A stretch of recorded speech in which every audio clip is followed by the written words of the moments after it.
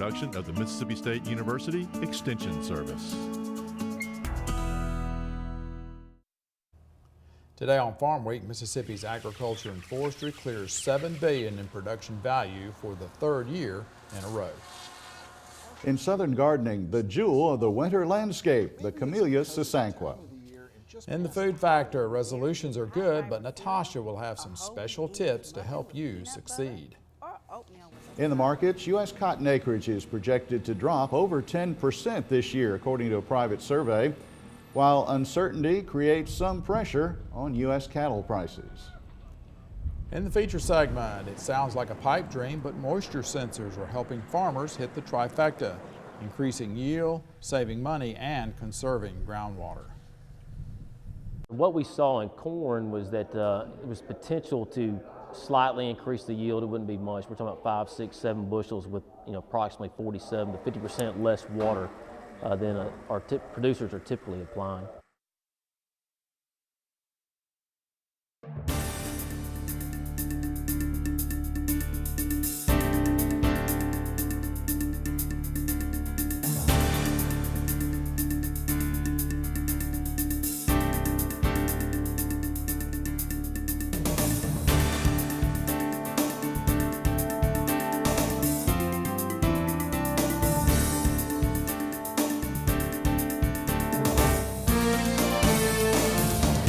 Good day, everyone. I'm Leighton Spann. And I'm Artis Ford. Welcome to Farm Week. In spite of lower crop prices, Mississippi agriculture has essentially matched the production record it set last year. Late Mississippi agriculture and forestry produced almost $7.75 billion in 2014. The Mississippi State University Extension Service compiled these figures. They represent agricultural production value. That's the value of what was produced by Mississippi farmers. Extension Ag economist John Michael Riley said the preliminary estimate is $7.74 billion. This figure excludes government payments and tracks last year's record. Row crops were generally down, but the exceptions were cotton and rice, which moved higher. Forestry and cattle both had significant increases during 2014. The rankings look like this. Poultry and egg production in Mississippi retained its perennial #1 status in 2014 at almost $2.9 billion in production value, up slightly from last year. To put this in perspective, this is equal to the production value of the next 3 crops combined.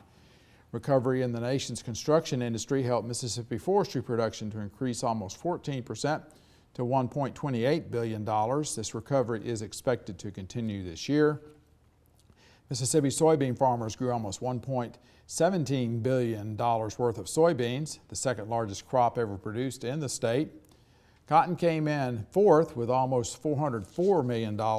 High yields and increased acreage caused the improvement. With the nation's cattle herd at its lowest point in more than 60 years, high cattle prices boosted the fortunes of Mississippi cattlemen. Cattle production value increased a third to come in fifth at almost $397 million. Less acres and lower prices caused corn to come in sixth at just under $350 million.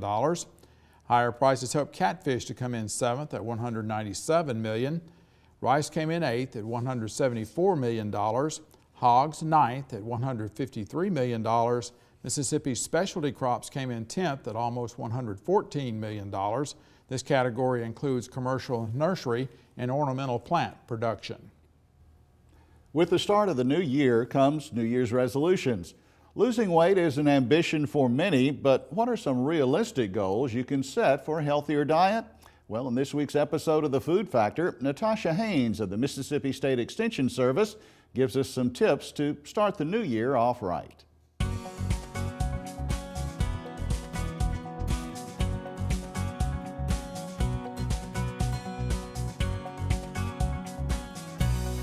Goodbye, December. Hello, January. It's time to kick those old eating habits and start making healthy choices. First up, eat a healthy breakfast. It provides your body with the fuel to keep you focused and active throughout the day. Try eating berries with high-fiber cereal, a whole wheat English muffin with peanut butter, or oatmeal with a side of a hard-boiled or scrambled egg. Next, if cutting back on caffeine is one of your resolutions, Keep your caffeine intake to 3 cups or less a day. Remember, too much caffeine can interfere with sleep, making you jittery and cause you to lose energy later in the day. Making meals at home is another healthy resolution, but it doesn't have to zap the last bit of your time and energy. The trick is to plan ahead. For example, bake a whole chicken to use in sandwiches, wraps, and casseroles. By taking these simple steps, you can keep your resolutions for better health all year long. It's time to make healthy food a factor in your life. Natasha says people who break down their goals into small, manageable chunks typically have more success in keeping their resolutions. In today's Southern Gardening segment, we'll have the plant that's considered the jewel of the cool season landscape in the South. Horticulturist Gary Bachman with the Mississippi State University Extension Service shows us how the Camellia Sasanqua can add color to your landscape when it's cold.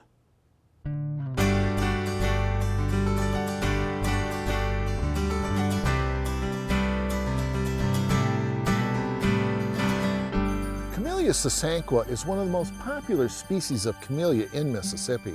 You've really missed a chance for some landscape wow if you haven't planted one in your yard.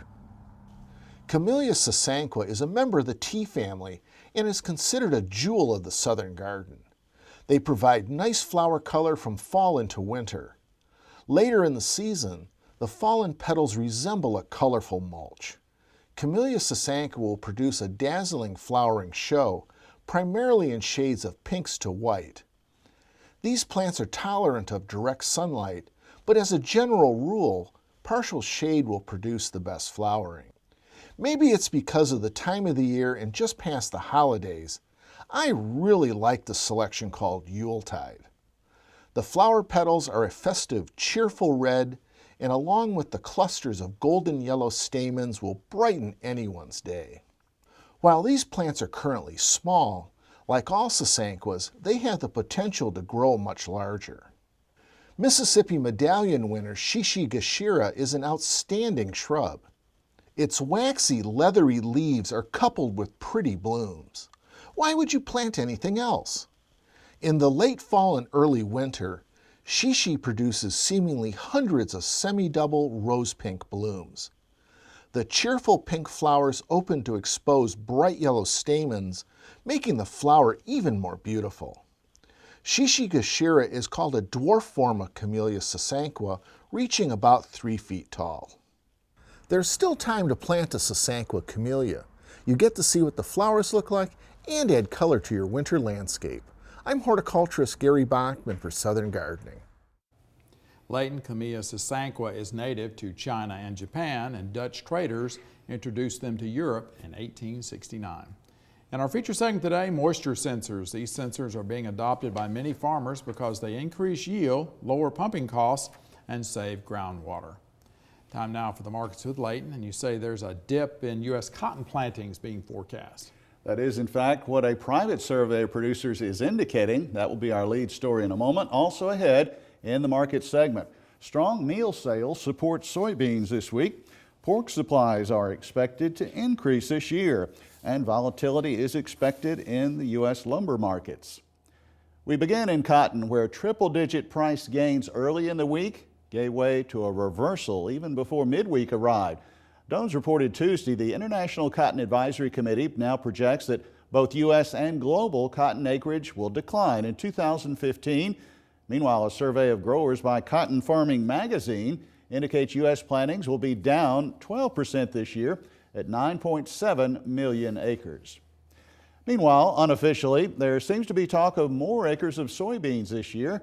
News of an almost 9 million bushel sale of new crop to China on Tuesday helped prices this week. Analyst Tom Fitzenmeyer says between South America and the U.S., there should be plenty of soybeans, which could in the long term drop prices. We could have 650 million bushel carryout at this time next year. That certainly doesn't support 1050 beans. That baseline report the USDA put out, they predicted an 850 plus.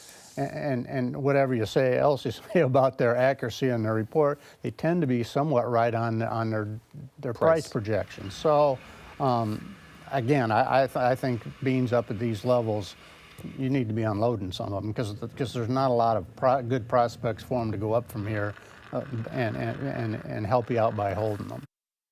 The trivia quiz is about livestock, the pork sector to be specific, and here's the quiz question. How many hogs and pigs are there in Mississippi right now?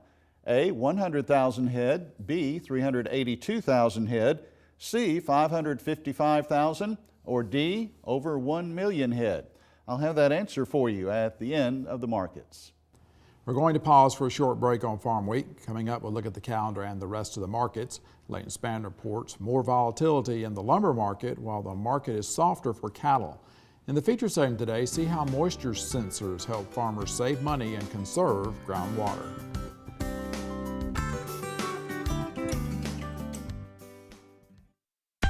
Our tradition of learn by doing is creating new opportunities. My 4-H is involved with service projects in communities all across our state. We develop leaders for Mississippi's future. My 4-H is science and technology, everything from computers and robotics to exploring our environment. My 4-H promotes active lifestyles and encourages physical fitness, healthy foods, and nutrition. My 4-H is Mississippi 4-H. Before we get back to the markets, let's look at the Farm Week calendar. A year's worth of field days kicks off Friday, January 16th in Holmes County. Admission is free and lunch is provided. The location is the demonstration farm of the Alliance for Sustainable Agricultural Production. It's located on Coleman Road, 1 mile west of Highway 51. That's between Goodman and Durant. The field days will be held the third Friday of each month. Each month will feature subjects geared towards small and part-time farmers. High tunnels and starting muscadine plants are part of the first meeting. Participants will receive free muscadine seedlings as well. The 2015 Delta Ag Expo is Wednesday and Thursday, January 21st and 22nd. The location is the Bolivar County Expo Center in Cleveland. Managing profitability with low commodity prices is this year's theme. There will be more than 100 exhibitors on hand. In addition to the regular commodity education sessions, there will be an ag drone demonstration by one vendor. Methods for controlling wild hogs will also be covered. Go to our Farm Week website at farmweek.msucares.com for information on these and other events. Now check out this week's Farm Week Snapshot.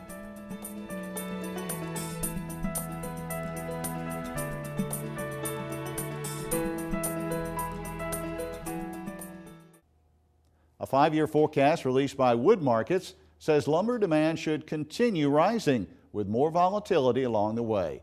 The projection notes that North American and global economies are expanding and that they should grow even faster in 2016 and 17.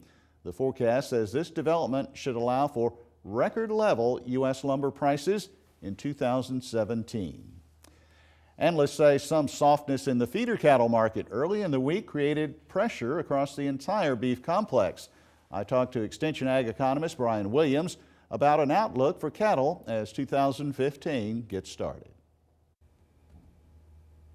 Brian, has the new year brought some support to the fat cattle market? It has. We saw the fat cattle prices tumble from about mid-November through mid-December, but since then they've kind of been on an upward trend and climbing. Now that Christmas time on feed report that came out before the holidays, any surprises really in that? No, it was pretty close to expectations. The end numbers that we saw, placements or on feed, total on feed was up about 1.4%. Marketings were down quite a bit at 11%, and then placements were down about 4%. But it was all, within what we were expecting. As far as live cattle, does it seem that there's more focus maybe on the potential for additional price as opposed to what's happening out there right now? Yeah, there's some of it's being driven by looking forward. There's kind of pull in two directions. On the one hand, we have some positive signs from the economy with the growth in the economy. Lower oil prices mean more disposable income. On the negative side, we're still looking at some uncertainty in places like Europe that could hurt exports. And as far as holding back heifers, does it look like that's going to be a trend or not? What do you think? It looks like it right now. A lot of that's going to depend on this spring and how the weather is. We had good pasture conditions this last year. If we have them again this year, it looks like a lot of those heifers are going to be retained through the summer, and we'll see some growth in the herd. Now, the feeder cattle market, we kind of had a pretty significant break back a few weeks in that market. What's going on there right now? Yeah, they did. Just like the fat cattle market, the feeder cattle kind of tumbled through the month of December, but they've kind of bounced back over the last few weeks as well. And some of the factors, there were a couple significant that kind of caused that, right? Yeah, one of them, probably the biggest one, is corn. The corn prices over December had come up, and that really hurts the bottom line for the feeders. And then the other thing is the fat cattle, and those prices coming down for the packers. The prices were a little bit high for the packers, and so that brings the feeder prices down as well. Meanwhile, in the pork sector, the recent Hogs and Pigs report indicates the nation's herd is growing in size. Analyst Virgil Robinson gives us his take on those numbers. I thought the SEP through November, December through February farrowing intentions were a lot larger than what pre-report guesses would have them be. That suggests to me that as we get towards the middle of 2015 and forward, hog supplies are going to increase pretty significantly versus last year. So those projections by the department of live hog prices averaging something between the low 60s and the upper 60s through pretty much all of 2015 appear to be fundamentally sound. Before our feature story, let's check the trivia answer for this week. The correct choice is C. The USDA says as of December 1st, the Mississippi inventory totaled 555,000 head. That's an 11% increase from a year ago. Row crop agriculture is facing a growing problem in Mississippi. Slowly but surely, the Delta is running out of water for use in irrigation. However, an Extension Service-sponsored program is turning the tide on this problem. In this week's Farm Week feature story, we take a look at one water conservation tool being implemented by Delta farmers that appears to be reducing the amount of irrigation needed to grow a crop while improving producers' profits. The project allowed for what you might call a friendly competition between researcher and farmer as far as who knows when to irrigate best. This story first aired on Farm Week last August. These two soybean fields separated by a farm road represent two different approaches to irrigation. One field is equipped with a scientific tool to determine when it's time to water. In the other, the farmer just uses a traditional method, a visual inspection of soil and crop, to decide when to irrigate. These fields at Simmons Planting Company in Arcola are one of the demonstration sites in the Delta for RISER, an acronym for Row Crop Irrigation Science and Extension Research. We feel like water is our most valuable resource. Next to the land that we plant crops on, water is our most valuable resource, and we're interested in doing what we can to conserve and properly use that water. For the demonstration project, Bubba Simmons allowed Extension Irrigation Specialist Jason Kreutz to install soil moisture sensors in one field, and for Kreutz to make all decisions as far as when to irrigate that field. The sensors were placed at depths of 6, 12, 24, and 36 inches in the soil. But our extension locations, all of them we set up with about the $500, $550 package where we got the data to the edge of the field on an LCD screen where they could get a real-time reading of the moisture status at those various depths, and also a graph of the moisture status over the last several months. Meanwhile, in the adjoining soybean field on the farm, Bubba Simmons called all the shots as far as when to water. He would start the pump on his irrigation well to put water on the field based on a shovel inspection of the soil and the visual condition of the plants. There was no scientific accuracy involved in the decision-making process. Towards the end of the growing season, records indicate the field with the water sensors here had at least 2 fewer irrigations with no adverse effects on soybean yield. And that was typical across the Delta in the sensor-equipped fields enrolled in the RISER program. We typically start irrigating soybeans just as soon as we see a flower come up. Our producers feel real comfortable about running an irrigation shot down then. Most of our sites, we were able to hold them up a week or two past that. So that was probably saving them irrigation event then. And here at Bubba Simmons' farm, because we had the soil moisture sensors in at this location, we can see the fields coming down. We were really able to judge if we had enough water in that profile to get us able to avoid that last irrigation shot. So in Bubba's fields that he was managing, he sent one more shot of water down, but our sensor data was telling us that we probably had enough moisture to get to R6.5, which is the point that our soybean specialist in Mississippi wants us to ensure that we have adequate moisture to that point to not cost us any yield loss. So again, able to save an irrigation on the front and back side. Northeast of Arcola, near Ruleville, Mississippi, David Arant is another farmer who also enrolled some fields in the Riser program. I just kind of wanted to be able to utilize our water more efficiently. I mean, water is it's not an infinite resource. Once again, soil moisture sensors like this were put into the soil in a field as part of the demonstration project. On this farm, they were placed at depths of 6 inches, 12 inches, and 24 inches. In addition to being connected to an LED screen at the edge of the field for monitoring, David also had a handheld meter to check moisture by walking out into the field where the sensors were buried. David says he saw how the moisture sensors could make a big difference and save him money, especially with his corn crop. I had 3 different test plots, if you will, on some of my corn fields, ranging from kind of really lighter soil all the way to heavy clay. And you know, the moisture meters on the corn, it saved me anywhere from 1 to 2 irrigations. On one field, I only irrigated it twice, you know, versus 4 times for other fields. And you know, that's kind of, you know, the moisture meters kind of stagger your irrigation, so you increase the likelihood of catching the rain. You're saving money by not having to burn diesel or electricity to irrigate. So it's a pretty big savings overall. Extension irrigation specialist Jason Kreutz says the moisture sensors not only improve a farmer's profitability, but they do it while maintaining or even improving crop yields, almost guaranteed.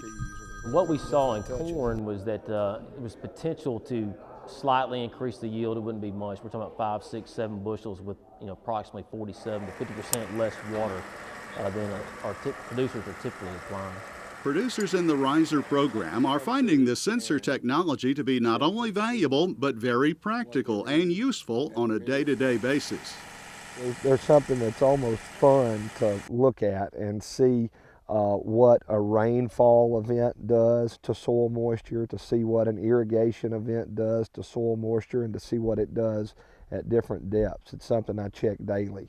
That's the other thing, you know, after say a half-inch rain, one thing that I've been amazed about is how well the soil responds to even just a half-inch rain. You know, at the surface it might be bone dry before the rain, then you get a half-inch and your surface looks pretty good, but you're kind of questioning what is it doing, you know, at the 6-inch depth, 12-inch or 24-inch depth, and that's kind of really where those meters come into play.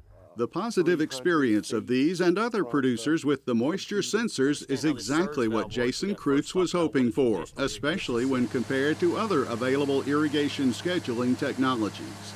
And we chose to move out to our extension locations the soil moisture sensor because it's something that a producer can touch, can see, and they're very visual just like we are and seem to really respond to the information they glean from that.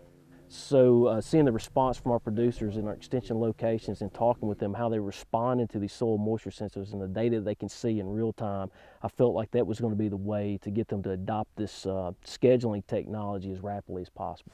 And that's the bottom line goal of the Riser program, to make Mississippi farmers better and more efficient irrigators using moisture sensors or other tools.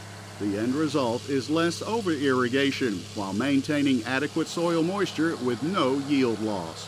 From the Mississippi Delta, I'm Leighton Spann reporting.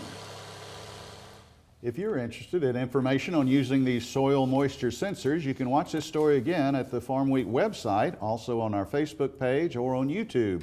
And we'll have contact information for Jason Kreutz as well, and that website, farmweek.msucares.com. And at this point, Artis, we have about 2 years worth of evaluation data.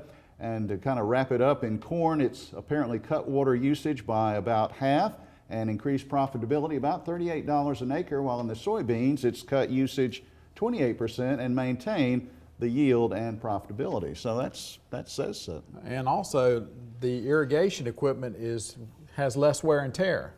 So it's going to last longer. So there's really savings that are going to come out in the future, because if you're using it less, it's there to be used, but if you use it less, that's great. So yeah, I think it's really exciting. And having the riser program come along, I think the adoption of this will be quick, I think, by farmers. Oh yeah. Well, we are at the end of Farm Week for this week. On our next show, the nation's cattle herd is at its lowest point in more than 60 years. In the feature segment, you'll see how the Show Me Select program in Missouri has placed its cattlemen in a great position to sell quality replacement heifers. In Southern gardening, the dazzling dianthus, this annual flower, provides great cool season color in the fall and winter. And in the food factor, find out the facts about juicing. For the rest of the Farm Week crew, I'm Artis Ford. And I'm Leighton Spann. Thanks for watching. We'll see you next week.